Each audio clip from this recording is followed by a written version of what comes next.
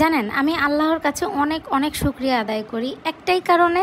Main যে কারণ সেটা হচ্ছে আল্লাহ আমাকে এত ভালো ভালো রিজিক দিয়েছেন। এখানে মানে অনেকে আমরা আছি যে আমরা শুকরানা আদায় করি না, এটা ঠিক না। আমাদের সৃষ্টিকর্তা আমাদেরকে রিজিক দিয়ে পৃথিবীতে পাঠাইছে, উনি আমাদের রিজিকের দায়িত্ব নিছে। আমার টেবিল ভরা যখন খাবার থাকে তখন আমি ভাবি যে এত কিছু, এত স্বাদের কিছু আল্লাহ শুধু আমাদের জন্যই বানাইছে। যখন আমার কাছে টাকাও থাকে না, তাও আমার টেবিলে খাবারের অভাব থাকে না।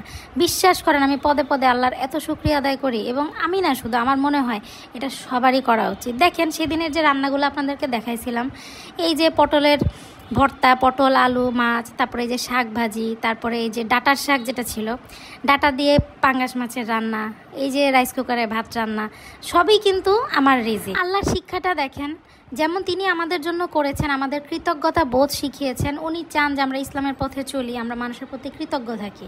কিন্তু আমরা কিন্তু বেশিরভাগ মানুষ সেটা থাকি না। এই যে এত এত রান্না দেখলেন, কারা করে? বাসার মানুষগুলোই তো করে। তাদের প্রতি কি আমার কৃতজ্ঞ থাকা উচিত না?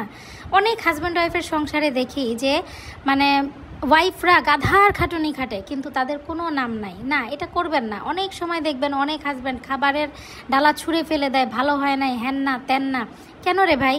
যেই বউটা সারাদিন আপনার জন্য কষ্ট করে রান্না করছে, মাঝে মাঝে তো তার রান্না একটু 19-20 হতেই পারে, কিন্তু আমরা তাদেরকে ক্ষমা সুন্দর দৃষ্টিতে দেখি না। একটা সংসার কিন্তু একজনের দ্বারা সম্পূর্ণ হয় না, একটা সংসার কিন্তু দুইজনের। কার অবদান বেশি আপনাদের কাছে কি মনে হয়, একটা পুরুষের নাকি একটা নারীর? হ্যাঁ, আপনারা বলতে পারেন পুরুষ টাকা ইনকাম করে, বাইরে যায়, অনেক কষ্ট করে, কিন্তু একটা নারীও কিন্তু কম করে না। একটা পুরুষ বাইরে ভালো মতো মানে মনে শান্তি নিয়ে কাজ করতে পারে একমাত্র তখনই যখন তার ঘরে শান্তি থাকে, যখন তার ওয়াইফের সাথে তার সম্পর্কটা মধুর থাকে, তার বাসায় আসার আগ্রহটা বাড়ে। এটা কেন হয়? শুধুমাত্র একটা ভালো নারীর কারণেই হয়, একটা নেককার নারীর কারণেই কিন্তু সেটা সম্ভব হয়। সো আমাদের কিন্তু তাদের প্রতি কৃতজ্ঞ থাকা উচিত। একটা জিনিস মনে রাখবেন, সংসারে অবদান কিন্তু একটা নারীর সবচেয়ে বেশি। টাকা তো সবাই ইনকাম করতে পারে, আজকাল মহিলা বলেন পুরুষ বলেন, কিন্তু সংসার কয়টা পুরুষ করতে পারে? সংসার একমাত্র সুন্দর হয় কিন্তু নারীর কারণেই হয়। পুরুষরা তো মেসে থাকে, যেভাবে থাকে, কিভাবে থাকে আমি জানি না, এটা আপনারাই ভালো বলতে পারবেন। কিন্তু যদি বলেন সংসার, একটা ফ্যামিলি, সেটা কিন্তু একটা মহিলা ছাড়া, একটা নারী ছাড়া, একটা নেককার নারী ছাড়া সম্ভব না।